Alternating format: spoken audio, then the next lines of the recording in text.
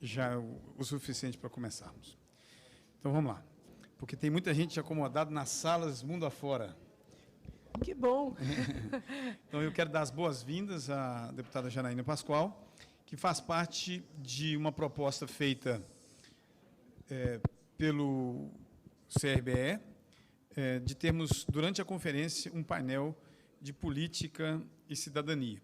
O motivo de termos tomado essa decisão, termos feito essa proposição, é que cerca de 70% de todas as nossas reivindicações, de todas as coisas que a gente discute, dependem de legislação. Então, nós sabemos, inclusive, fica aqui claro para todos, que o convite foi feito para os 503 deputados, para os 81 senadores, se eu não estou enganado, é isso mesmo, não estou certinho? Sim, 81 senadores, também especificamente para as comissões de Relações Exteriores e de Segurança Nacional, no caso da Câmara, e de Relações Exteriores do Senado, e vários outros contatos, inclusive alguns pré-candidatos a funções legislativas. Fizemos convites, tentamos de todas as formas, tivemos hoje uma participação aqui que foi fruto dessa insistência, e também tivemos muita resistência, deputado, para isso, porque a gente sabe que a imagem da política brasileira ela foi pejorada com o tempo, de fato, é uma coisa difícil. Quando algumas pessoas ainda dizem, não, painel político, eu não quero essa conversa, mas nós precisamos conversar com quem tem pretensões. E até onde sabemos, a senhora é pré-candidata ao Senado da República. Não é isso mesmo? Sou. Então, pronto. Sou. Então, pronto. Diante disso, a nossa proposição, inclusive, algumas pessoas advertiram, olha, nós temos que tomar cuidado, porque político é um bicho difícil. E tal, Mas, olha, até o senhor, primeiro eu quero agradecer, dizer que é uma honra poder estar aqui. É até estranho que as pessoas convidadas não tenham aceitado esse convite, ou não tenham atendido, porque nós precisamos nos internacionalizar, né? Nós precisamos abrir os nossos horizontes. Nós, brasileiros, não importa o local em que estejamos. Vou explicar um pouquinho o que eu quero dizer com isso. E eu queria também, antes de fazer aqui os agradecimentos, dizer que muito do que nós vivenciamos na política hoje tem a ver com essa resistência à política por parte da sociedade. Eu venho conversando muito, não é de hoje, né? Porque hoje eu entrei na política, estou na política, mas tenho 47 anos, né? Entrei faz 3 anos, então eu tive toda uma vida fora da política institucional, da política partidária.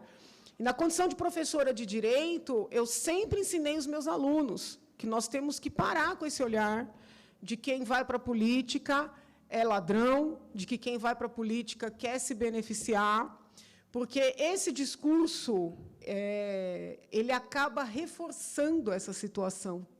Porque, desde pequenininha, a criança ouve isso, e, se ela quer fazer o bem, ela acredita verdadeiramente que o lugar dela não é na política. Se ela é uma criança que ensinou, que aprendeu princípios na sua família, com seus educadores, e ela deseja realizar, né, ela deseja ter uma conduta moral, vamos dizer assim, sob o ponto de vista do respeito aos valores, ela acredita verdadeiramente que o lugar dela não é na política. Então, nós estamos plantando o que o Brasil vem colhendo com esse pensamento. E vou além. Muitas vezes as pessoas entram na política, têm uma experiência, são muito atacadas, não conseguem muitas vezes se impor, não é fácil o ser humano se impor em meio a muitos ataques. E nós acabamos expulsando pessoas que querem realizar, que querem praticar o bem, que querem seguir as regras, que querem colaborar.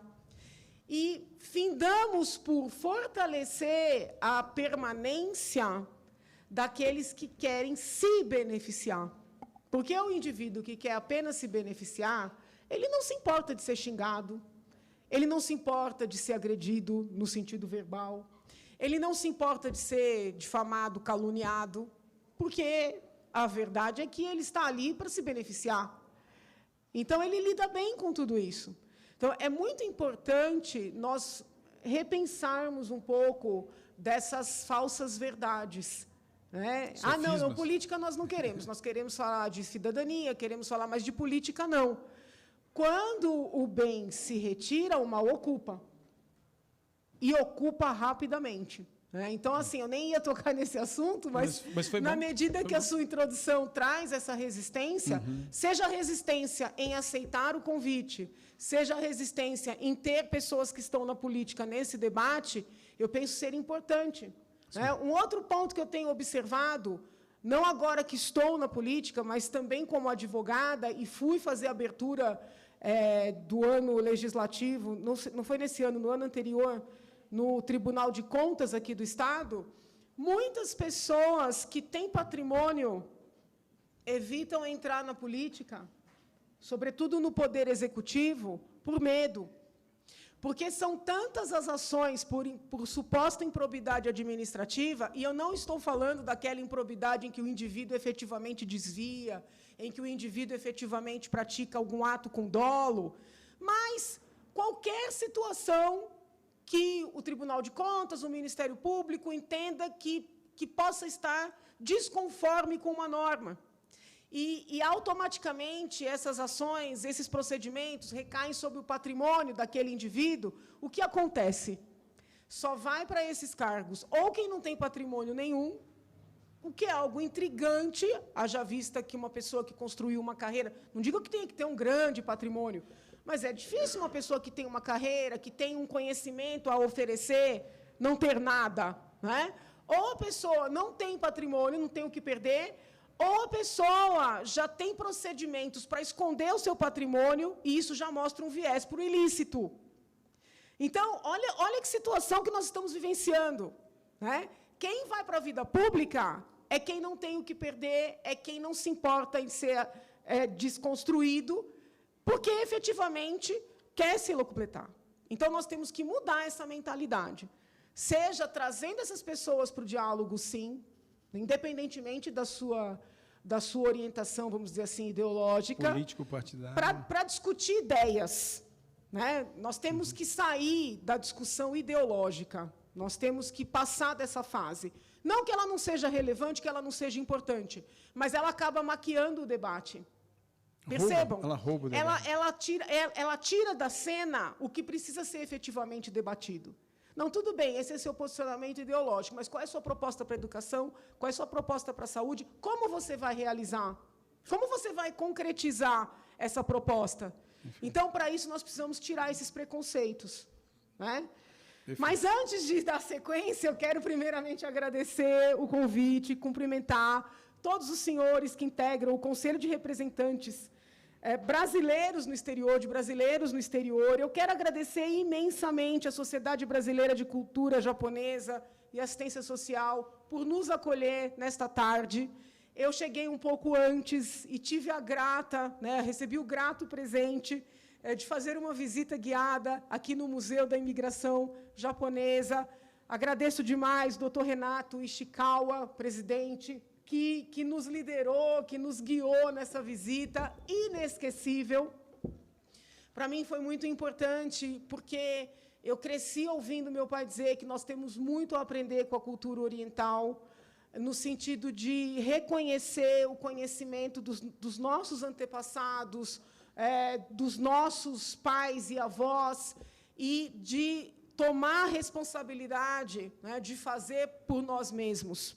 Então, é uma cultura que tem muito a nos ensinar. Então, eu fico muito feliz que este seminário, que poderia estar acontecendo num outro local, está acontecendo num local com tanta simbologia, né, daquilo que nós queremos realizar.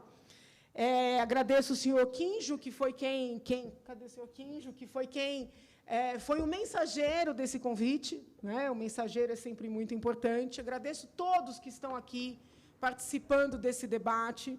E não será uma palestra, né? Porque cada item poderia ser uma aula, vamos dizer assim. Se eu estivesse na universidade, nós trabalharíamos com outro foco. Mas eu quero destacar alguns pontos que eu penso que sejam importantes para o nosso diálogo. O primeiro ponto é o seguinte... Você posso interromper um pouquinho? Janaína. Deputada. Não, Janaína. Janaína. Vou te interromper, Janaína, só porque é o seguinte. Um dos desafios que me coube como moderador dessa conferência, estou no meu 3º e último mandato desse conselho, com muita honra, é que nós, de fato, pautássemos. Eu sei que você deve ter se preparado. Logo que você recebeu o convite, você se preparou.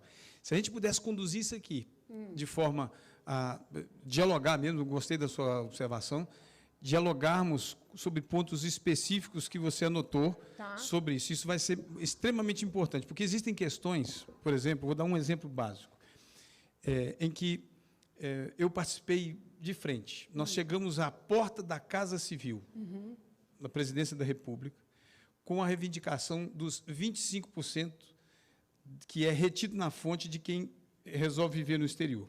E o aposentado, por exemplo, está nessa turma e outras pessoas. Chegamos lá e, por essa via, nada aconteceu. Nós tínhamos outras. Tentamos, conversamos com o INSS na época, com todo mundo que podia ser, a gente podia conversar. No final das contas, seguimos o caminho, que é o que nos faz trazê-lo aqui. O caminho era propor que isso entrasse pela Câmara dos Deputados, fosse ao Senado e chegasse à Presidência da República. No período, o senhor presidente Michel Temer veta aquilo que conseguimos, com muito sacrifício, passar nas duas casas. Retorna, o veto não cai.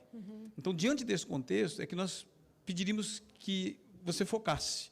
É que, assim, veja bem, se vocês, com todo respeito, se vocês tivessem me alertado do tema, eu teria tido a oportunidade de levantar o projeto, estudar o projeto e me manifestar. Eu não tenho como falar sobre um projeto que eu não analisei. Não, mas a proposta não é essa. Eu só estou te dando um exemplo para que você entenda o conceito. O conceito da sua participação. O que se espera é o seguinte: eu estou diante de uma pessoa que provavelmente vai se sentar na Câmara dos Deputados. Desculpe, no Senado. Está longe, hein? Não. Você está sendo otimista. Não, mas eu não estou aqui. Eu disse provavelmente. Eu estou aqui para dizer que a sua postulação é para nós legítima, certo? E, portanto, você está sentado aqui. No entanto, nós gostaríamos de saber que, diante do exemplo que eu te dei, qual é a sua postura diante disso? Se você vê isso acontecendo no cenário parlamentar, dentro dessa causa. Então, qual seria a sua postura? Eu só quero tomar o cuidado, porque assim, eu sou muito chata com projetos de lei. Eu sou muito minuciosa. Né? Por exemplo, na Assembleia eu leio todos. E eu gosto de debater os detalhes. E existe um costume, né? Porque assim, eu estou na política, mas eu sou da área jurídica. Então, eu tenho que ter responsabilidade. Cuidado. Eu não posso falar sobre um projeto com base num resumo, porque já aconteceu muito de eu ler vários artigos na imprensa sobre projetos de lei. As pessoas, em regra, leem a ementa, não leem o texto e dão sua opinião sobre a ideia geral, entendem? Então, eu tenho que tomar cuidado, porque amanhã eu falo alguma coisa aqui, sem ter lido o projeto, e as pessoas podem me cobrar. Né? Então, o que eu posso dizer? Que muitas pessoas estão indo para o exterior com promessas de governos estrangeiros, inclusive, de isenções, né, de imunidades, sem terem a atenção de que as regras podem mudar no exterior e que pode haver confiscos. Né? Então, existem situações, mas eu assim, me resguardo o direito de não entrar em detalhes, porque eu não trouxe uma análise detida dos projetos. Né? Então, o alerta que eu faço, eu conheço muitas pessoas que se iludem com propostas de governos estrangeiros. A gente está entrando num outro âmbito. Né? Nós estávamos aqui, eu peguei o finalzinho da palestra da Luísa Brunet e do debate travado com os senhores, falando de pessoas que são enganadas, né? já entra no âmbito do tráfico de seres humanos, que, infelizmente, é uma matéria que eu conheço muito, por ser da área penal. Então, que são pessoas, em regra, vulneráveis, em regra, não só, mas em regra, vulneráveis, que são enganadas, levadas para o exterior, escravizadas, prostituídas, espancadas, e assim, violentadas, e assim por diante. Mas nós também temos pessoas, vamos dizer assim, que não são vulneráveis, sob o ponto de vista econômico e até cultural, mas que acreditam né, que, em saindo do seu país e atendendo chamados de outros países, com imunidades, com garantias, que tem também segurança, que, na verdade, não tem, porque pode mudar uma legislação estrangeira e essa pessoa ter, inclusive, seu patrimônio confiscado no exterior, né? Eu tenho acompanhado algumas situações que eu estou só esperando essas pessoas, vamos dizer assim, perderem a ilusão, né? Então, tudo que é muito, que é muito belo, muito promissor, tem que ser olhado com mais vagar. O que eu gostaria de destacar?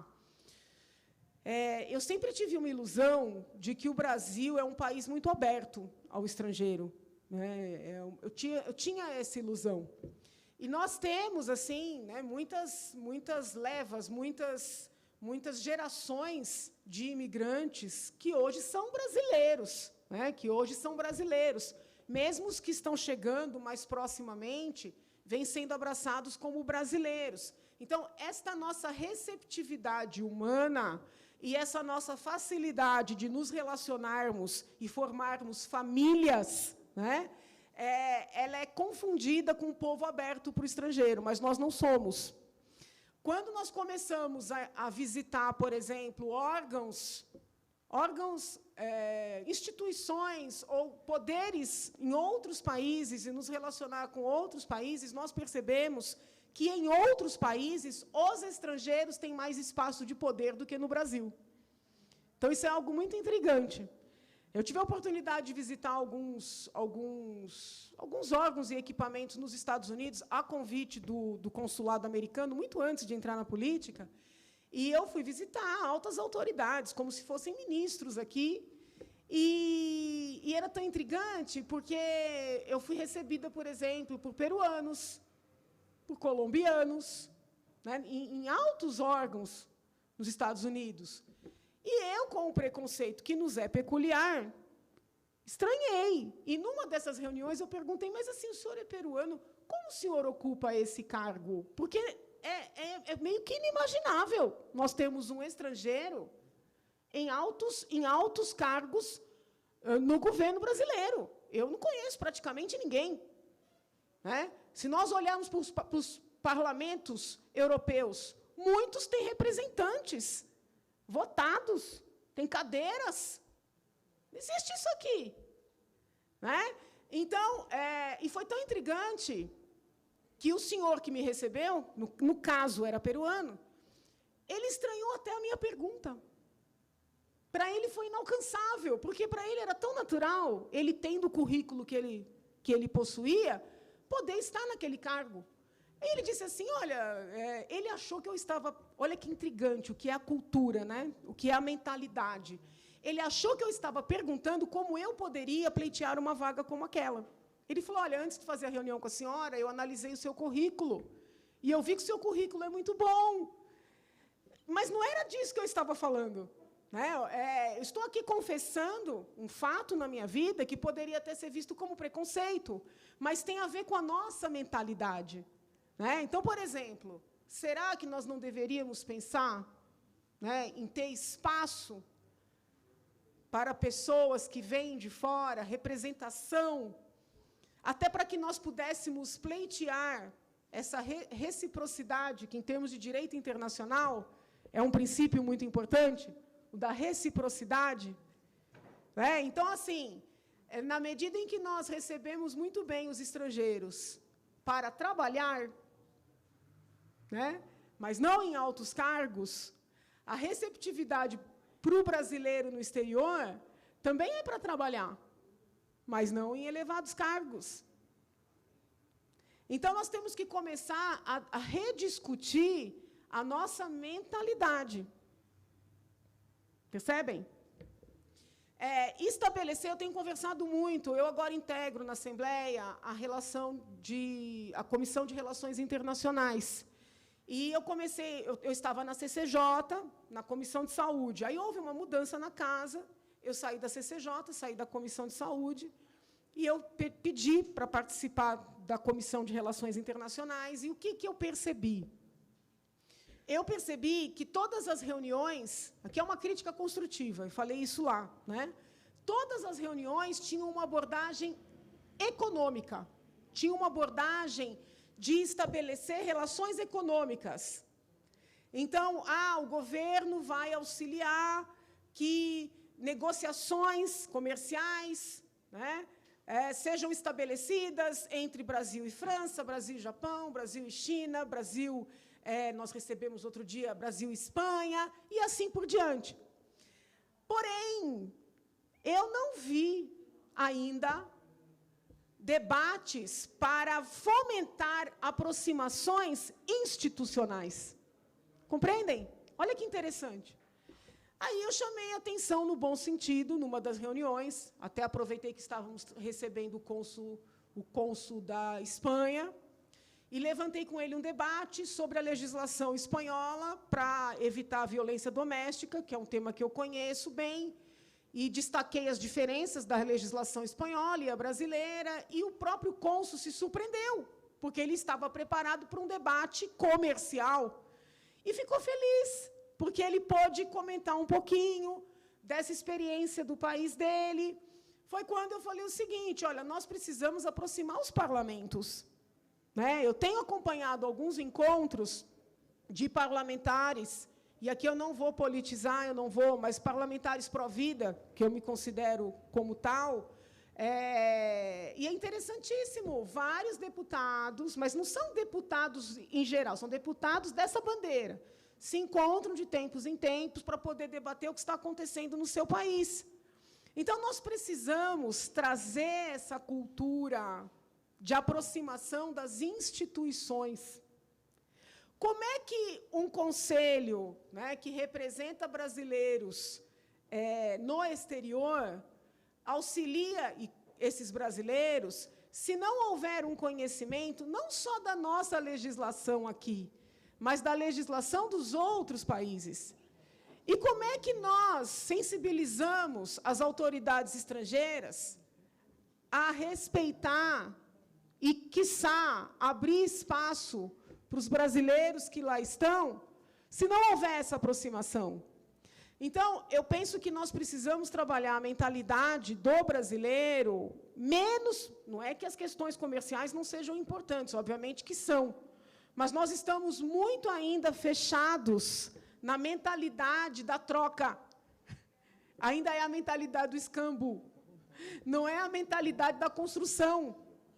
Né? Então, assim, eu fico muito feliz, esse convite, assim, eu recebi com muita alegria, porque eu acredito que essa internacionalização, essa aproximação de instituições, de nações, de parlamentos, ela pode construir para os brasileiros que estão no exterior, para os estrangeiros que estão no Brasil, e, por que não, em termos de legislação internacional.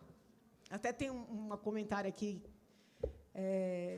engraçado, porque quando havia aquelas tratativas, lá em 2018, o convite do presidente para eu sair à vice-presidência, o povo mais próximo dele, ali, que não queria que eu fosse a candidata, resgatou uma palestra que eu dei sobre o Tribunal Penal Internacional, o Tratado de Roma. Né, o Tratado de Roma, que seria como um código penal internacional. Eles resgataram essa palestra, levaram para o presidente para comprovar que eu era globalista. Então, que eu não poderia jamais ser a vice-presidente porque eu sou globalista. No conceito dele. Que seria globalista. E foi interessantíssimo, porque eu precisei me defender. É tão surreal que eu precisei me defender dessa acusação de ser globalista, explicando que é importante para quem está nos cargos de poder, na verdade, eu entendo que para todos, mas pelo menos aqueles que estão nos cargos de poder, conhecerem os equipamentos internacionais, né, e os instrumentos internacionais, para que nós possamos ocupar os espaços. Não adianta nós refutarmos uma determinada instituição, um determinado órgão, né, um determinado espaço. Nós precisamos compreender como funciona. Nós estamos começando a alinhar as conversas agora. Para nos prepararmos e ocuparmos esse espaço.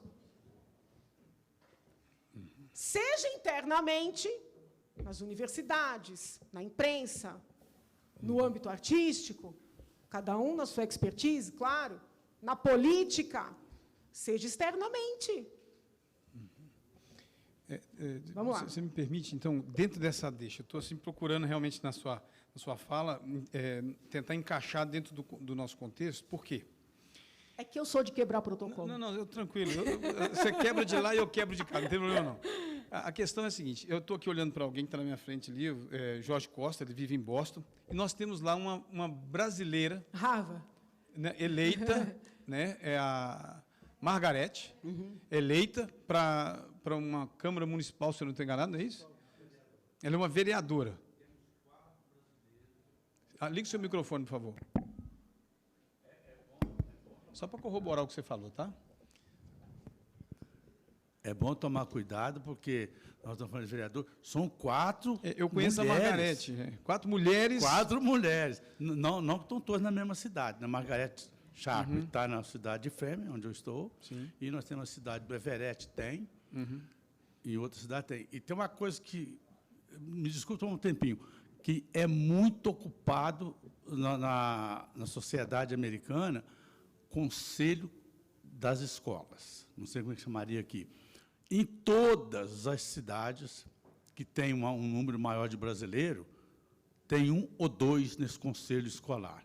E olha que brasileiro é que não falta, né? Então, obrigado. É um reforço. Só para me dar uma sequência nisso, eu estou te dando esse exemplo aqui e eu posso ir para os Países Baixos, onde, por exemplo, o prefeito de Roterdã é um marroquino, tá? Que vem daquela geração dos anos 70, que veio exclusivamente para trabalhar. Realmente, o que você analisou está correto.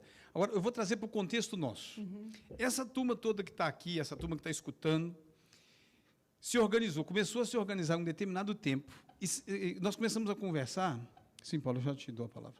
Nós começamos a conversar em tempos remotos, desde a Carta de Boston, depois Lisboa, Bruxelas, e houve um momento que nós tivemos um encontro, e esse encontro foi em Bruxelas, onde nós convidamos o órgão que deveria conversar conosco, do Poder Executivo.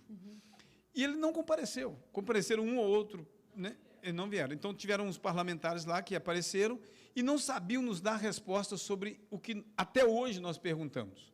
Então, existe um fator de desinteresse, justamente por falta de conhecimento, de que essas pessoas, todas elas, suas diferentes linhas, inclusive ideológicas, dentro do CRBE, abrem mão disso para essa praticidade que você está propondo. Então, aqui você está diante de um grupo de pessoas que, se fôssemos o governo de um Estado, na nossa federação, nós seríamos o Estado, o 15º Estado em termos de população. São 4.200.000, subestimados. Então, como é que pode uma coisa dessa acontecer num contexto em que tivemos até assento para interlocução, mas também tivemos momentos em que fomos, vou usar um termo bem mineirinho aqui, fomos enrolados na folha de bananeira, ou seja, tipo assim, vão falando aí que eu vou escutando, falem dos seus conceitos, falem das suas propostas. Eram 182 proposições. Mas como é que pode uma coisa dessa?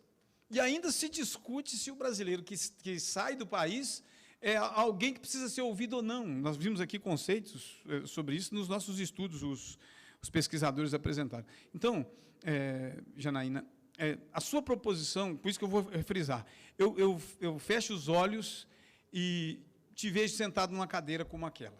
Tá? A pergunta é, será que você vai se esquecer desse número absurdo? Apesar de que você tem um outro ponto interessante, que é, comercialmente falando, materialmente, infelizmente, eu escutei aqui, e é verdade, é que o dia que monetariamente isso for muito escandaloso, certamente alguma coisa vai acontecer. Apesar de que nós precisamos frisar que não pode ser só por aí, concordo com o seu argumento.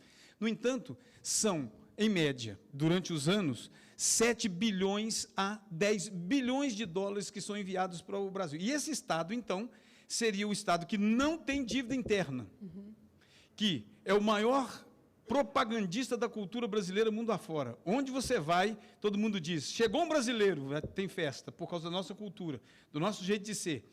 É onde as pessoas estão trabalhando para dar o português como língua de herança para os seus filhos. Vejam só, eu estou citando algumas pautas que realmente são genéricas e você talvez não possa dar opinião. Eu estou te dando aqui uma coisa que vem rolando há mais de 13 anos, 14, eu diria, especificamente nessa estrutura. Fez parte de uma estrutura através de um decreto, foi extinto, nos deram um prazo para responder, e aí eu te faço uma questão até como jurista que você é, né? Um decreto que dá prazo para a resposta. Você dá a resposta no prazo, com uma justificativa de existência, e você não obtém uma última resposta. Até hoje, nós não temos resposta. Isso acabou nos jogando nessa condição maravilhosa aqui de total independência de proposta ao Estado brasileiro. Olha aqui, veja bem. Eu recebi o convite e eu confesso que é o meu primeiro contato com vocês. Mas é bem-vindo. Mas o que eu quero dizer é o seguinte, vocês estão precisando eleger um deputado? Opa! Não, olha aqui, presta atenção. Veja bem, presta atenção. Vejam bem, é o meu primeiro contato e eu preciso ser muito honesta, tá? A minha vida inteira, qual foi meu foco nos brasileiros que estão no exterior? Não posso mentir. Tanto pode pegar qualquer aluno meu, que eu dou aula há muitos anos. Toda hora chega um aluno, professora, consegui uma bolsa, vou para a França, professora, vou para o Japão, professora, vou para os Estados Unidos. Tchau. Não. Quero que me escreva, quero saber o que está fazendo lá, quero saber qual é a sua pesquisa, quero te acompanhar, quero que se prepare, quero que aprenda, quero que aprofunde, quero que volte. Então, assim, o meu foco, não vou mentir, tá? Eu sou extremamente preocupada em reconstruir o nosso país. Onde eu vou, a minha preocupação, né, é com a fuga de cérebros, é com a fuga... A fuga de capital é importante, porque nós conhecemos a realidade no nosso entorno. Então, a fuga de capital, ela é importante, mas a fuga de cérebros me preocupa mais. E eu sinto, na condição de professora, que, paulatinamente, né, os jovens vão embora para não voltar. Então, eu tenho que dizer para os senhores, os brasileiros que moram no exterior são centro das minhas preocupações? São. Mas eu não sei dizer, nós estamos nos conhecendo agora. Espero que esse seja o primeiro de outros encontros. Eu preciso dividir, de maneira muito honesta, qual é a minha maior preocupação. É que esses brasileiros, né, voltem. É óbvio que não precisa ser agora. Não, ótimo, né? Ótimo. Mas eu quero que esses brasileiros estejam no exterior aprendendo, conhecendo, trocando experiências, se capacitando, não no sentido de que no exterior necessariamente haja mais do que aqui, mas o conhecimento de outras culturas é importante para que nós ocupemos os espaços com a mente mais aberta, não é? Até para compreender a relevância dessa troca, a relevância, veja bem, eu vou confidenciar uma coisa aqui que eu ouvi. Por exemplo, uma solenidade com estrangeiros, onde há um convite para um parlamentar. Eu cheguei a ouvir coisa do gênero, mas lá não tem eleitor. Está vendo? Então, assim, é tão dolorido. Mentira. Porque nós temos que compreender que essa aproximação, esse envolvimento, ele nos traz uma riqueza, né? Que ela não é ponderável, entende? Então, eu fico muito feliz quando um aluno meu vai para o exterior fazer seu mestrado, seu doutoramento, uma matéria que seja durante a graduação, né? Ou quando agora eu tenho acompanhado mais a questão das escolas técnicas, as ETECs, né? Quando isso acontece no segundo grau, ainda é mais interessante. Mas eu fico preocupadíssima quando eu ouço um jovem dizer: não, professora, eu vou arrumar um emprego lá, se possível vou casar, e, olha, não quero mais voltar. Porque o que será deste país se todos, né, que têm alguma condição econômica para ou algum potencial intelectual, né, que às vezes não tem a situação econômica, mas tem um potencial intelectual, consegue uma bolsa, consegue uma proposta, vai embora e não volta, né? O que será desse país? Então, eu preciso ser muito honesta.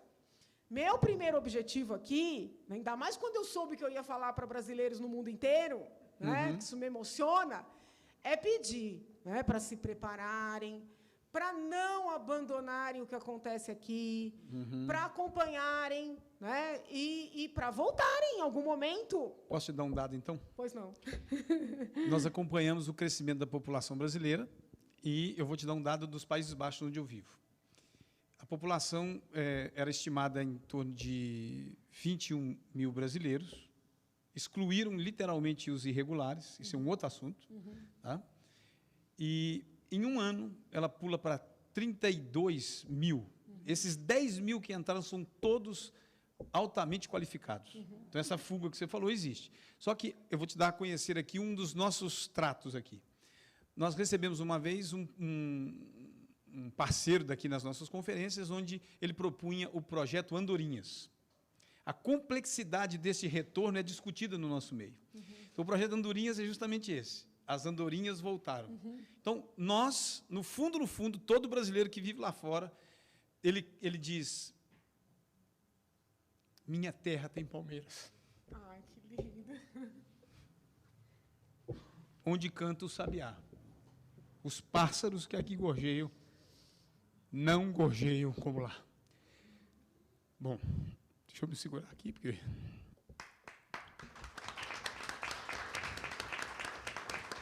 Bom, eu preciso terminar, preciso ser forte aqui.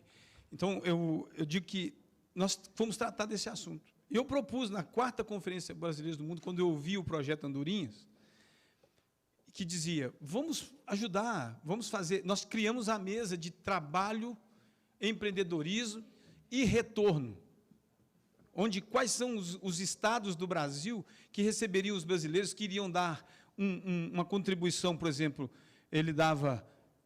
$50 mil, €50 mil para investimento e o pessoal, para incentivo, eu te dou mais tantos % para que você institua o seu negócio, para que você volte, para que você pegue o seu mestrado e venha dar aula aqui.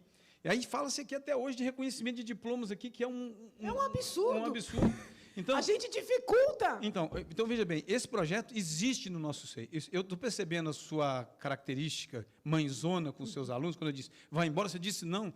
E esse monitoramento, realmente, os números que eu tenho para te dar, realmente vão de encontro ao seu sentimento, no sentido de te entristecer. Porque cada dia mais eu escuto gente, eu não piso mais lá. Não, está assustador.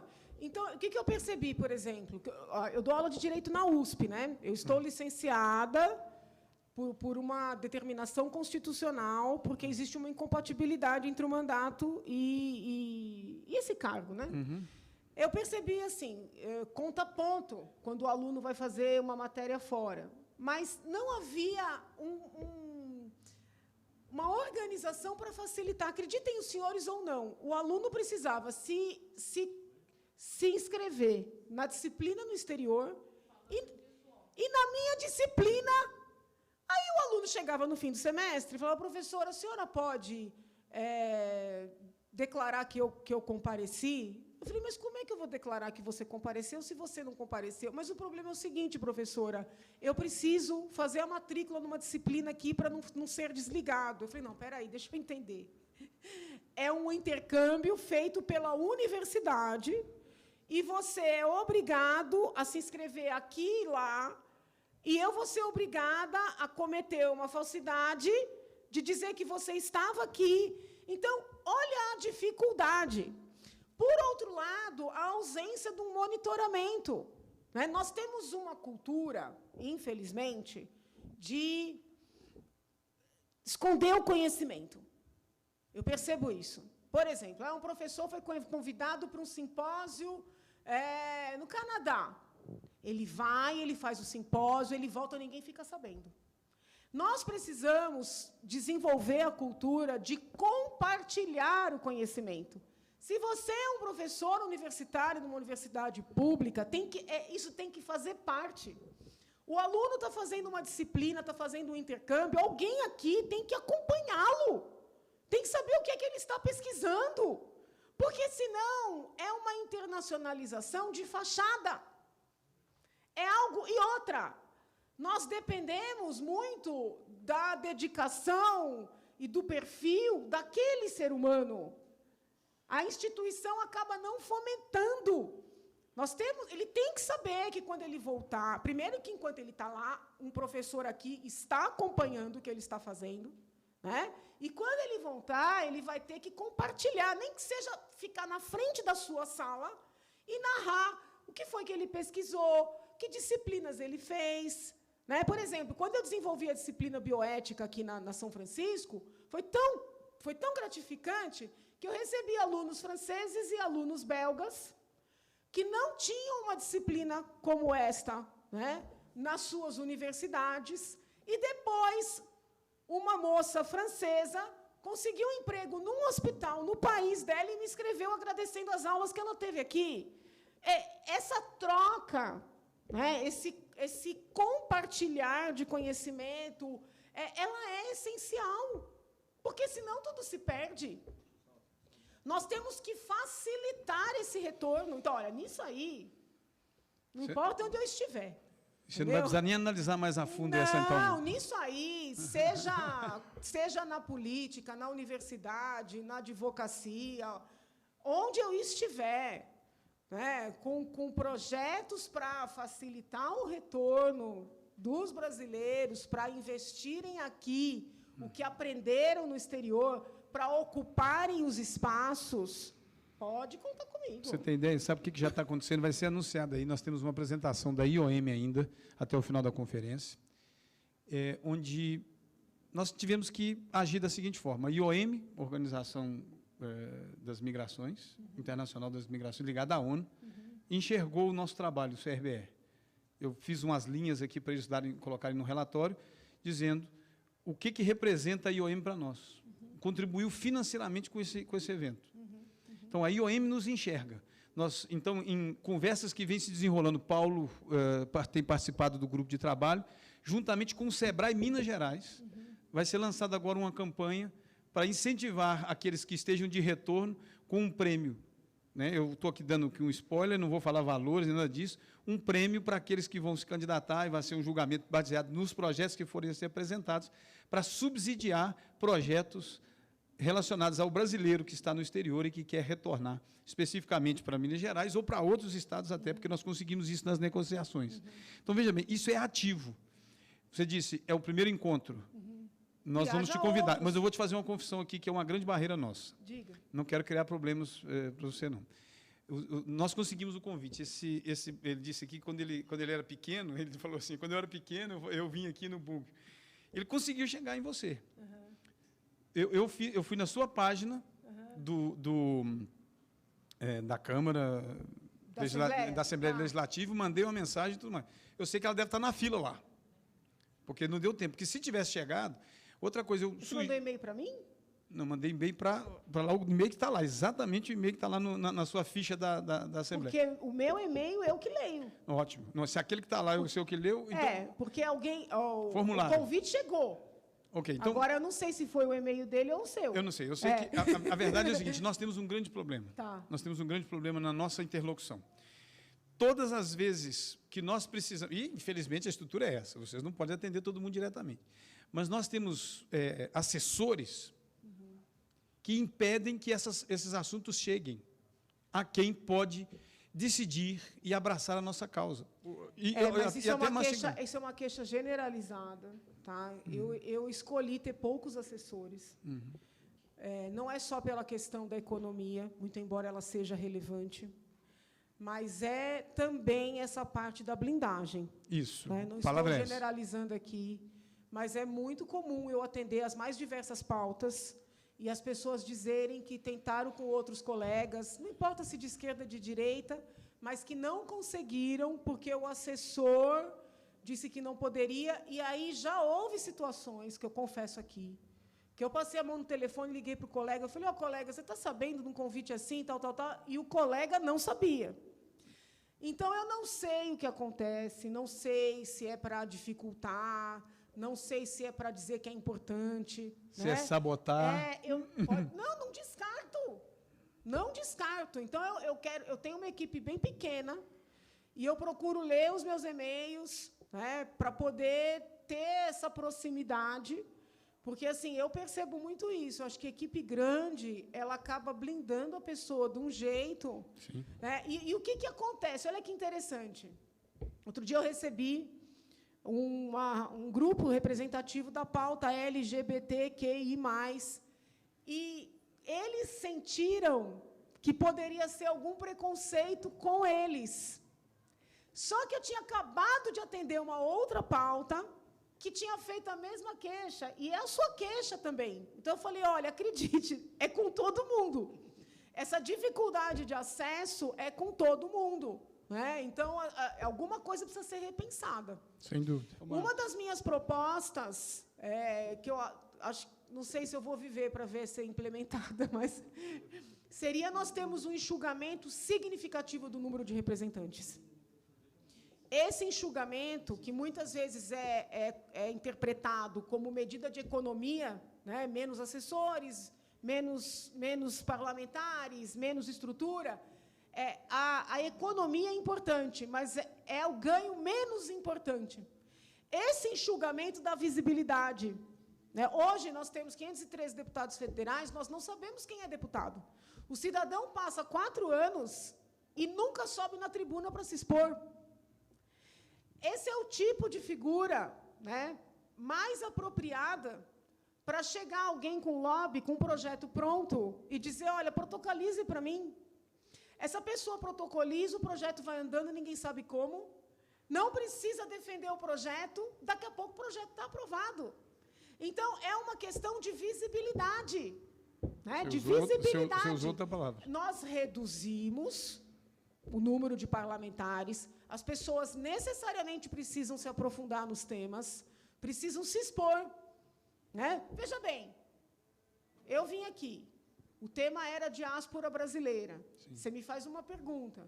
Eu fui sincera, eu falei, não sabia que você me perguntar isso, não li o projeto. É uma maneira, é uma exposição. Sim. Entendeu? Amanhã alguém sai daqui e fala, essa mulher estava despreparada, coisa e tal. Mas é uma exposição. Quando eu venho aqui e trago uma opinião, tem muita gente ali que está concordando, mas tem um mundo que está discordando.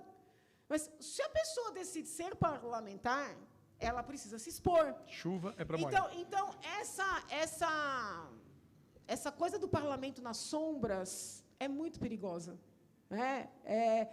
Não sei se eu estou conseguindo deixar claro, assim, ela é muito perigosa. Você já deixou claro que você está incomodado também. Com isso? Exato. Mas demais? Então, pronto. Aqui o Kish precisa fazer uma ressalva, eu quero passar a palavra para o Paulo. O Kish quer fazer uma ressalva sobre esse nosso comentário. Por acaso, nós vamos ouvir uma exceção aqui. Vamos lá. Não, na verdade, eu tenho que ser justo com a Karen, que é a sua assessora, que ela me respondeu todos os e-mails. E eu até falei assim, olha, quando a deputada estiver chegando, pode me ligar. E não deu 5 minutos antes de você chegar, ela me ligou. Não, mas eu tenho... estou chegando.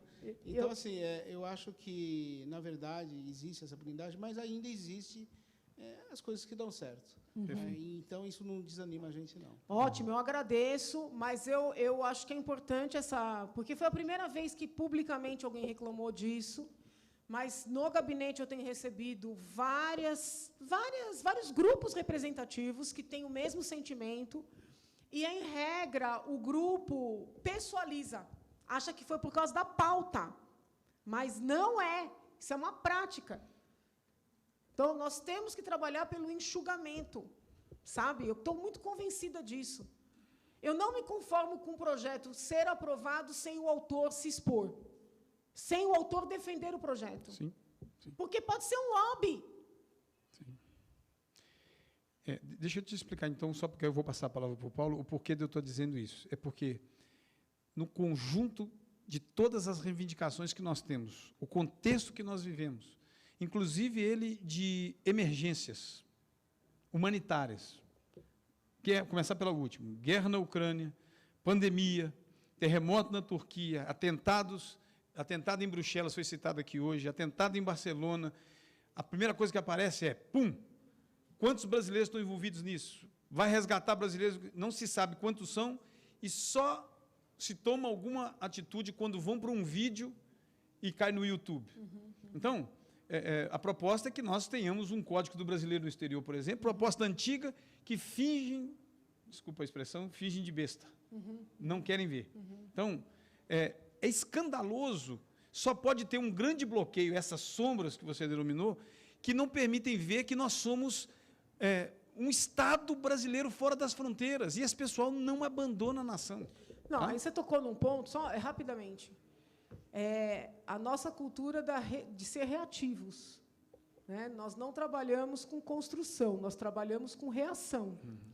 Então, houve o ataque à Ucrânia, tem brasileiros, ninguém está nem aí. Quando sai um vídeo, aí vão, tal. Eu trabalhei um tempo na Secretaria de Segurança Pública. Né? Uma das minhas áreas de preocupação é a segurança pública. É reativo. Geralmente, só toma uma providência quando tem alguém com algum impacto que vem a público e se manifesta. Né? Então, nós, infelizmente, ainda estamos nessa fase, né, de sermos apenas reativos. É necessário, mas também, vou dizer mais, isso é bom todo mundo que está assistindo, o político, ele muitas vezes, estimulado a esse perfil de ser reativo. Nós temos pouca... A população valoriza pouco quando o político traz planos de médio e longo prazo. A cobrança é sempre muito imediata. Né? Por isso que é difícil discutir, por exemplo, saneamento básico, porque os investimentos para o saneamento básico eles são muito elevados, as obras são longas, e quem vai, entre aspas, colher os frutos, se é que isso, né, porque é uma visão muito curta, mas colher os frutos é quem está no mandato daqui 20 anos, entendeu? Então, assim, essa reatividade ela é uma característica ainda da pessoa pública no Brasil. Infelizmente. Paulo, por favor. Desculpa ter demorado, Paulo. Eu estou aqui, essa dona está me provocando. Não, eu estou vendo, o debate está muito rico. Inclusive, eu só pedi a fala e insisti porque eu gostaria de retomar algumas das falas que estavam mais no início. Seu microfone está ligado? O telefone agora sim. Tá ligado? Sim. Agora sim. Ok, perfeito. Pois bem, eu achei muito interessante alguns pontos e eu gostaria só de destacar, né, para que depois não se perdesse e depois ficassem como insumos. Né? Eu achei muito curioso a questão da oportunidade de uma cooperação entre parlamentares, que é um paradigma relativamente recente no campo da cooperação internacional, que, inclusive, se dá o nome de paradiplomacia. Né? Então, há muitas oportunidades nesse sentido, e eu acho que, de certa forma, esse tipo de prática poderia enriquecer enormemente para essa pauta, para essa causa que nós levamos adiante. E isso seria uma forma, inclusive, de informar, né, os processos. Um segundo ponto que você tinha tocado, né? Posso? Ok. Você falou da questão do ponderável, né? A condição que o brasileiro que vai para o exterior ele traz um aporte que vai além da questão econômica. É curioso porque o CRBE tem uma atenção especial para isso. No nosso planejamento, vamos falar assim, de longo prazo, o CRBE optou por, de certa forma, tentar mensurar isso. E como que nós fizemos? O CRBE, a partir de agora, vislumbra conectar as contribuições ao plano plurianual do governo. E isso é uma parte essencial desse método de longo prazo, porque, de fato, o plano plurianual do governo está muito relacionado com isso que você estava apenas dizendo, né? A questão, estava dizendo agora há pouco, a questão da cobrança de longo prazo, né? O plano plurianual do governo ele é curioso porque ele é formulado pelo governo executivo, aprovado pelo parlamento, e ele estabelece diretrizes. Muito rapidamente, ele some do debate público, mas ele, de fato, é um plano diretor. E é um plano diretor, se a gente pode falar, consensuado, porque, de fato, é amplamente discutido para que esses objetivos, essas diretrizes sejam estabelecidas. Então, quando o CRBE, como instituição, se propõe a contribuir para o desenvolvimento do Brasil, de forma suprapartidária, o CRBE vê nesse documento a chave para que as pequenas contribuições, e a gente está falando do português como língua de herança, a gente está falando da proteção social dos brasileiros, a gente está falando de pequenas contribuições para aquelas famílias que estão ali no nosso âmbito de atuação, 20, 15, 30 famílias, algumas associações mais, outras menos. A gente consegue ter um panorama completo dessas pequenas contribuições. Então, de certa forma, o nosso objetivo é conectar, fazendo monitoramento das ações daquelas instituições que estão nas nossas bases, a esse plano plurianual. Então, de certa forma, o aporte econômico, ele é efetivamente mais fácil de medir, né? A gente tem vários dados nesse sentido, mas a nossa proposta vai nessa linha de mencionar também contribuições dentro desse quadro nacional. Então, possivelmente também dá uma maior visibilidade à contribuição que nós, como brasileiros no exterior, estamos dando ao Brasil pelo processo de uma afetividade, né? um retorno das nossas origens, né? E aí, Janaína, eu queria trazer uma questão que eu acho fundamental da sua fala anterior, que você estava falando sobre a questão da reciprocidade, como que nós poderíamos fazer uma reflexão interna no Brasil para que houvesse uma maior reciprocidade também. Então, eu trago para você um caso, é o caso italiano, que foi, inclusive, difundido pela OCDE como uma boa prática, né? Que foi a reforma muito recentemente, 2014, o Ministério da Cooperação, o Ministério das Relações Exteriores italiano passou por uma reforma e passou a se chamar Ministério das Relações Exteriores e Cooperação Internacional. Então, uma das novidades dessa reforma foi o reconhecimento normativo do papel do emigrante na Itália para o desenvolvimento italiano. Então, isso é uma conquista porque, do ponto de vista normativo, agora a Itália reconhece esse desenvolvimento. Isso desencadeou uma série de políticas, né? E essas políticas têm desdobramento em vários setores da sociedade. Iniciativa privada, mais sociedade civil e assim por diante. Mas eu quero falar, em especial, do caso da mobilização que foi o Fórum Nacional das Diásporas, que foi um fórum promovido pelo Ministério das Relações Exteriores, que reuniu lideranças das comunidades imigrantes, no caso, na referência italiana, né? Então, os imigrantes que ali estão, para poder trabalhar as questões das condições de vida desses imigrantes. E, de fato, esse fórum criou um conselho. Então, hoje, existe uma mesa em que o conselho participa e agora a gente está passando por uma segunda etapa em que esse fórum está chegando para repropor uma segunda edição desse fórum para dar continuidade nessa discussão. Então, de fato, é muito interessante essa proposta, que a gente possa chamar essas pessoas para participar em contextos institucionais, e aí eu trago até alguns dos benefícios, né, porque é muito importante a gente colocar isso. Não é só, além das questões morais, né, do princípio de acolhida, de dignidade humana, de uma participação em um contexto em que você está vivendo, construiu sua vida, sua família, além das questões morais, existe também uma oportunidade para o Brasil. O Brasil é um país que sofre muito em termos de questão de uma integração nas cadeias globais comerciais. Então, trazer para perto pessoas que possam aportar inteligência comercial, inteligência de mercado, é no interesse do governo brasileiro. Além também de constituir uma frente de reflexão sobre temas globais que, muitas vezes, o Brasil acaba por se distanciar, sendo vítima das campanhas de constrangimento, né? Em inglês, o termo name and shame.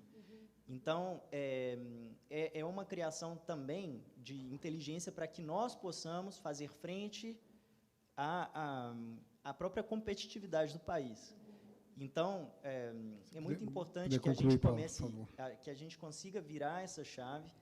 Nós, do CRBE, estamos empenhados em realmente difundir algumas dessas reflexões para que as instituições brasileiras se conscientizem e deem esse passo do que seria só a discriminação, né? A ideia que você trouxe antes do preconceito.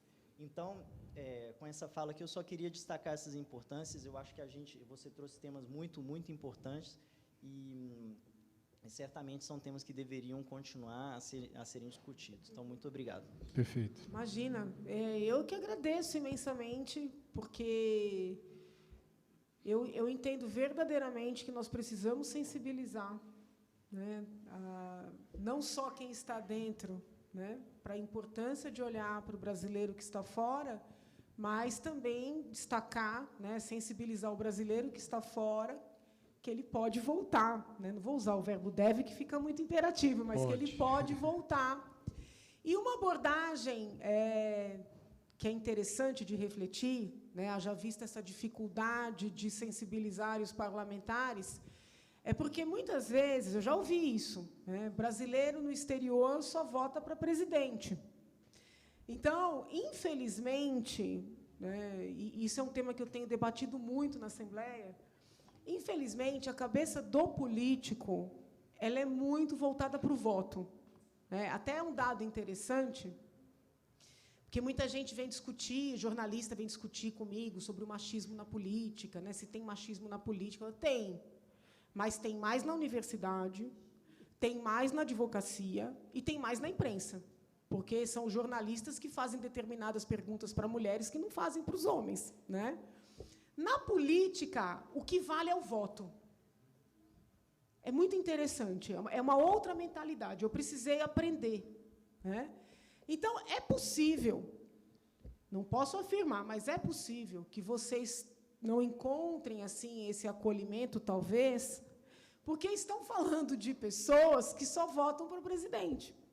Não é certo, isso é certo. Então, eu fui alertada sobre isso de maneira muito cruel, vou até explicar.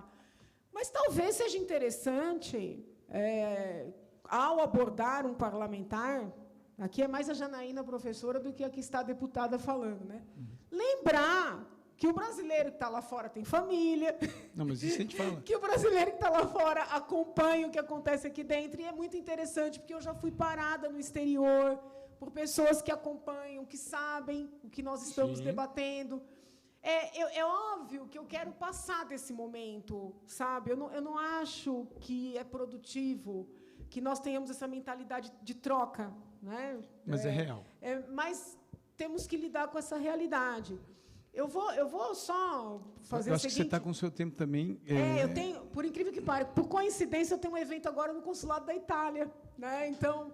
botar o italiano para esperar. Mas eu queria fazer uma consideração aqui. Por exemplo, eu percebi, quando eu cheguei na Assembleia, que havia projetos, né, de todos... muitos projetos corporativistas, vamos dizer assim, de direitos da categoria A, da categoria B, da categoria C, projetos para as mulheres, projetos para os idosos, projetos para a comunidade trans, projetos defesa da pauta animal, principalmente, né, hoje é um dos mais, assim, pouquíssima atenção para as crianças. E eu acabei centrando a minha atuação, né, nas crianças, e visitando equipamentos para a saúde de crianças e projetos nas mais diversas searas focados nas crianças. E eu discutindo com algumas pessoas, eu ouvi essa frase. Não, doutora, mas é claro que não vai ter alguém que foque na... A criança não vota. Né? É muito triste. Então, a gente tem que ter conhecimento dessa mentalidade para poder debatê-la também. Né? Para poder debatê-la. Eu preciso, então, nesse gap aí, nessa oportunidade, por favor, Jorge Costa, se você puder, baixa o seu e vai em cima daquele ponto importantíssimo, que está na mão de quem mesmo o negócio? Janaína, boa tarde. O sobrenome Pascoal me lembra que é da minha família paterna. Você passou rapidinho aí por uma questão que eu estou lutando com ela por teimosia e por esperança desde 2008, que é o brasileiro que está no exterior ter alguém no parlamento. Como você passou rapidinho, eu queria que você descrevesse rapidamente como você acha que deveria ser a chegada desse deputado Ou desse senador. Para representar os interesses, as nossas necessidades no exterior. Qual o caminho que você pensa que poderia ser feito? São 2 pontos, né? Nós poderíamos abrir espaço para estrangeiros Sim. se candidatarem, como já existe em outros parlamentos, que é algo ainda muito... É algo assim aqui que as pessoas não conseguem conceber. Então, nós precisamos abrir espaço para essa representação. Mas o que eu também propus no segundo momento, na medida em que os senhores, né, como representantes dos brasileiros que moram fora, estão sentindo essa resistência, talvez o Conselho começar a trabalhar um ou alguns quadros para buscarem essa representação institucional. Então, vamos imaginar, brasileiros que moraram no exterior e agora retornaram, ou parentes, ou membros da direção, né, que são esses que vão buscar essa interlocução no parlamento, começar a preparar quadros. É óbvio que o que vocês estão fazendo aqui, conversando comigo, amanhã acho que vai ser o Kim, não sei quem veio ontem, isso tudo sensibiliza, né, e pode ser que consigam, nesse período, vamos dizer, mais próximo, já ter parlamentares sensíveis, né? Eu, na verdade, já sou, mas assim, mais sensíveis, mas com conhecimento das demandas mais próximas. Agora, é necessário preparar. Né? Eu fui outro dia visitar uma escola de 2º grau de crianças surdas. Crianças não, jovens. Eles olharam para mim e falaram assim, quem é o deputado, quem é o vereador que cuida dos nossos direitos? Aí eu falei, quantos anos você tem? Ele falou, 18. Eu falei, esse ano tem eleição para vereador, você já pode se candidatar. Então, nós precisamos entender, muitas vezes, né, que o que nós queremos que o outro faça pode ser algo que nós podemos fazer. Entendeu? Então, assim, é óbvio que vocês têm um trabalho importante, vão sensibilizar quem já está nos cargos. Mas, paralelamente, é importante começar a preparar um representante. Já fizemos essa tentativa e existe a PEC. Vai lá. Janaína, tem uma PEC, a 05, ela é de maio de 2005, autoria do senador Cristóvão Buarque. O redator dela foi o Eduardo Azeredo. Ela está, hoje, na mesa do Alexandre, que substituiu o Antônio Anastasia no Senado. Tá. Ela tem todo o formato, tudo que já precisa está lá.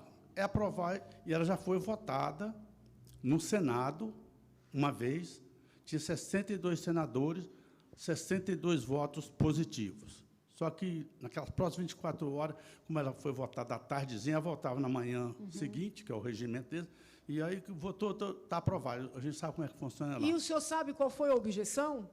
Não teve objeção. Tá. Nós tivemos objeção na mídia, na imprensa brasileira. Tá. O falecido Arnaldo Jabor bateu muito. Eu tive que confrontar ele frente a frente.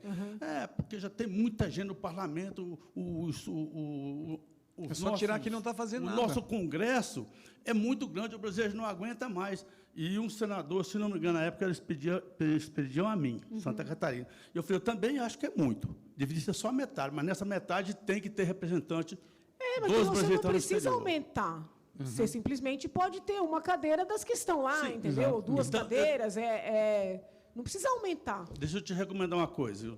Pelo que eu vejo, você tem uma linha de raciocínio bem boa disso aí.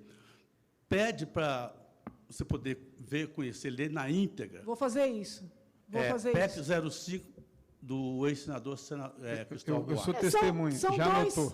São 2 senadores, bons, né, cada um na sua linha aí de pensamento, mas são dois senadores bons, tanto o Cristóvão Buarque como a Anastasia, que, inclusive, é um professor de Direito. Então, tem tudo para a PEC estar bem elaborada. Vou olhar, assim. Nós quase choramos quando o Anastasia foi levado para o Tribunal de Contas, porque ele é de origem italiana, os italianos, se não mudar, tem 28 parlamentares pelo mundo afora, dos quais 3 estão aqui no Brasil.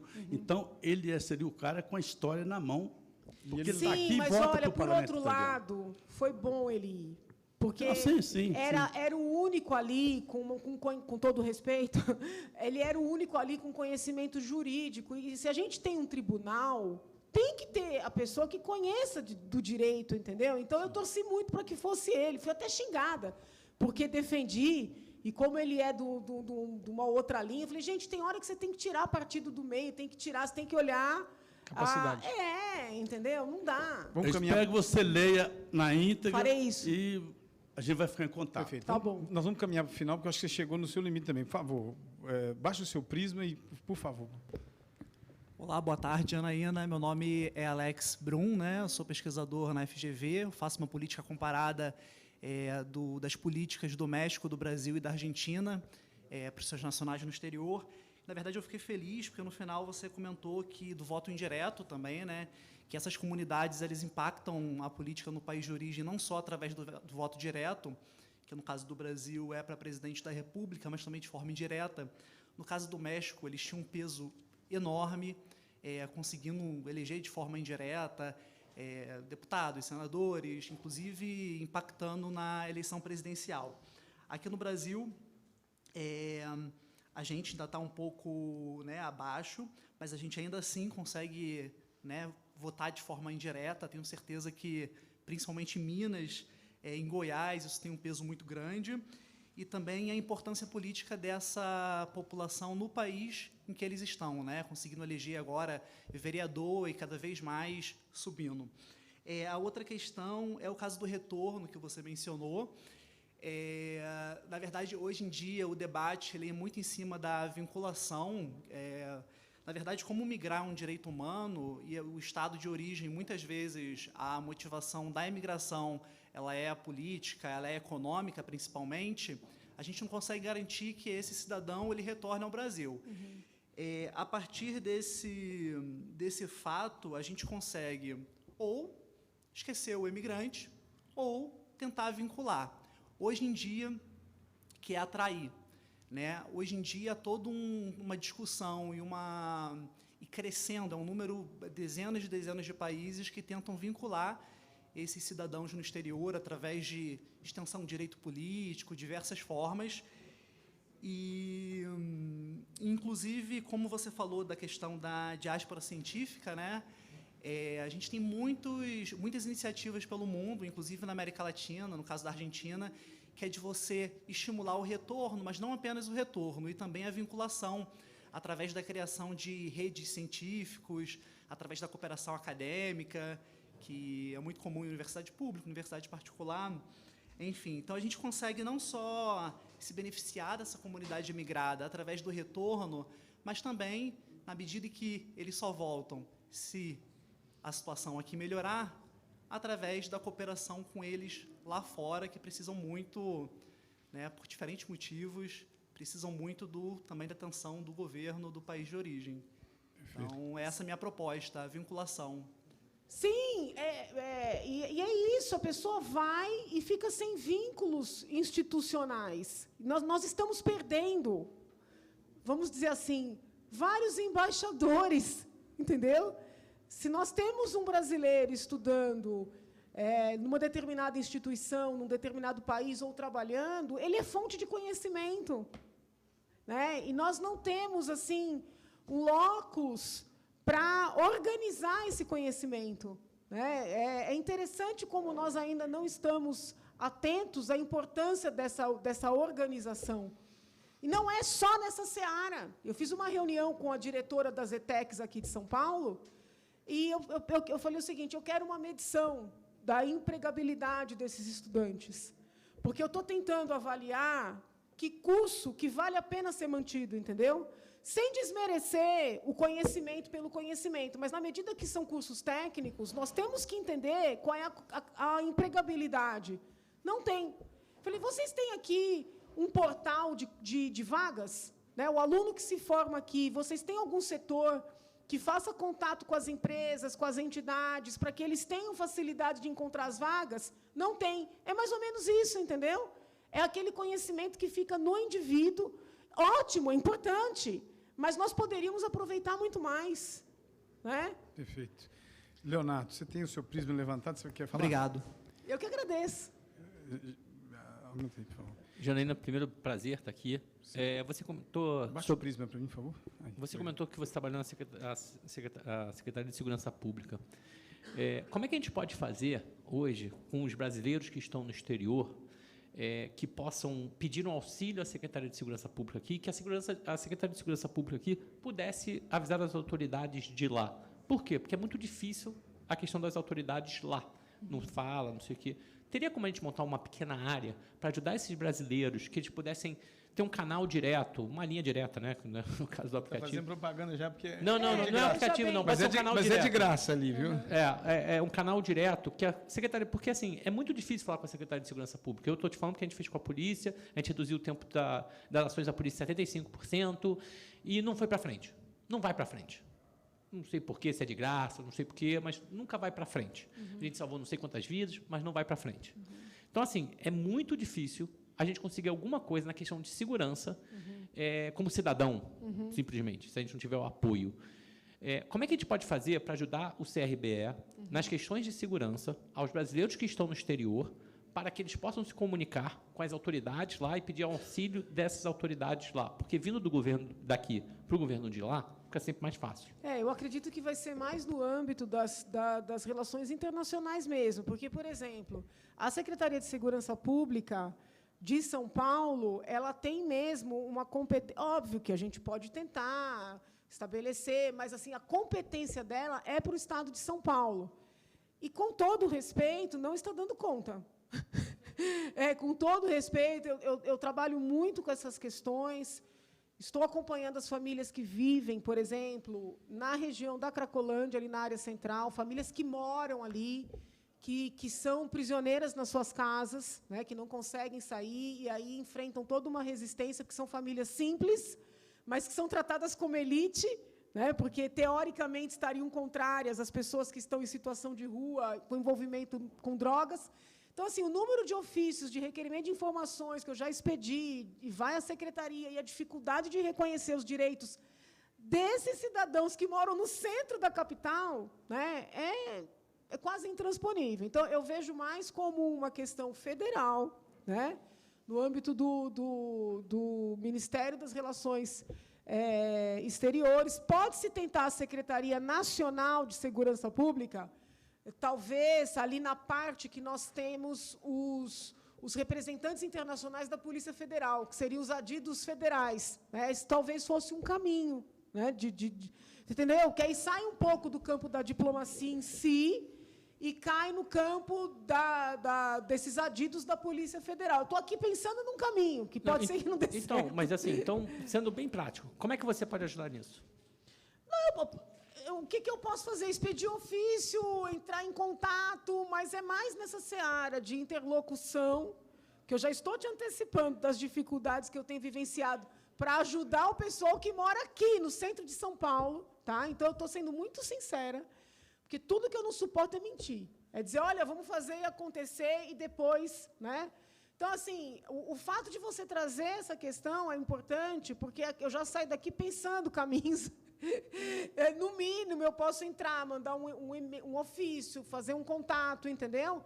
Mas, assim, eu já estou te antecipando que as dificuldades elas ocorrem para quem está aqui também.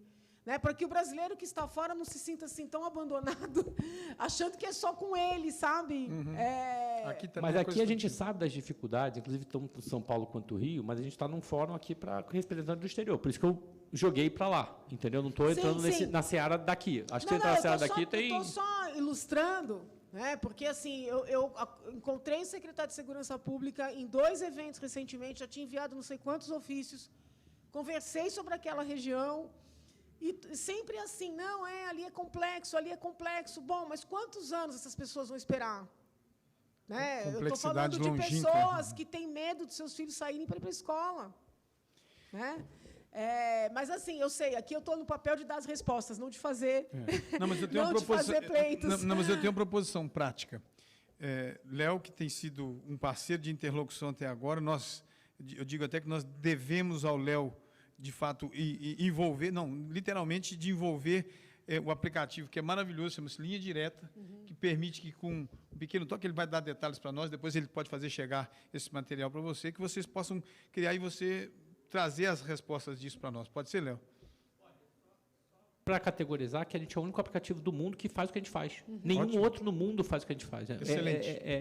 A gente é o único que faz o vídeo ao vivo com a prova do crime com gravação na nuvem. Temos a questão da LGPD completamente pronta já, porque o COR aprovou a gente é o canal oficial agora do COR Rio, foi hoje homologado, a gente lançou hoje com o Centro de Operações Rio. Então, a gente é o único que localiza em altura, porque mais de 70% da violência doméstica acontece dentro da própria residência. Então, a gente tem uma série de coisas. A gente já pode fazer tradução online, o aplicativo já está em 3 línguas. Então, assim, a gente realmente avançou muito nessa questão e tem salvado vidas, isso que é mais importante. Mas a gente precisa estar divulgando. Agora, meu bolso só não dá para divulgar, sendo bem sincero com você. Então, a gente precisa... e, muitas vezes, a polícia não quer receber a notificação. Eu te falo que eu trabalhei um pouco ali com a polícia e te falo, elas fazem de tudo para que você não faça aquele chamado. Eles fazem de tudo. E aí a gente tem que fazer alguma coisa que eles tenham que aceitar, porque, pela Constituição, se eu não me engano, qualquer pedido de socorro, chamado, seja sinal de fumaça, etc., as autoridades públicas têm que receber. Tem que atender. Só que eu não consigo. A gente não consegue. Por quê? Porque eu sou simples cidadão. Perfeito. E isso no exterior ainda fica pior. Só para a gente encerrar, porque eu sei que nós precisamos terminar agora. Não, tá certo. Tinha um número, que é o Disque 100, daqui, e nós pedimos, como é que nós vamos estender isso para o exterior? Estenderam. Um número desse tamanho. Na hora do pânico, na hora da violência, dá para discar aquele numerão daquele tamanho? Não realmente. dá. Ali nós temos solução, e eu peço que você ouça tudo isso, aprofunde-se nessas questões que você anotou. Só deixa eu complementar, Janaína. Pois não. Só um pedido, né? Eu sei que você está saindo, você anotou aí a PEC do Jorge. Sim, PEC nós temos PEC uma, 05. isso, nós temos uma PEC também. Eu vou te mandar por e-mail, acho que é melhor, né? Tá bom, Sobre uma PEC 006 de 2018, que trata da perda da nacionalidade dos brasileiros que estão solicitando ou solicitaram uma segunda nacionalidade. Então, isso é um absurdo. Isso. Quando eu vi isso aí, entendeu? Isso é um absurdo. Isso daí foi para o Senado, agora está na Câmara, então nós vamos precisar fazer uma gestão em cima. Não, isso aí não. Nós somos brasileiros, ninguém pode tirar isso da gente. Isso. Então, o que eu queria combinar com a senhora é assim, a gente vai mandar detalhamento dessa PEC. Eu gostaria de estar entregando para a senhora também, além das nossas demandas, a nossa história, que talvez assim a senhora também se apaixone um pouco mais por um outro lado dos brasileiros que estão no mundo. Tá ótimo. Esse é o nosso desejo. Tá bom, eu agradeço imensamente, viu? Foi uma honra poder participar, poder ouvi-los. Eu peço desculpas de não poder ficar até o final. E contem, né, comigo nessa causa, né, sobretudo de reconstruir essa nação para que mais brasileiros queiram voltar, para que muitos queiram sair para se aprimorar, para voltar novamente. Tá bom? Muito obrigada. Bons debates. Fiquem com Deus. Obrigada. Já começamos.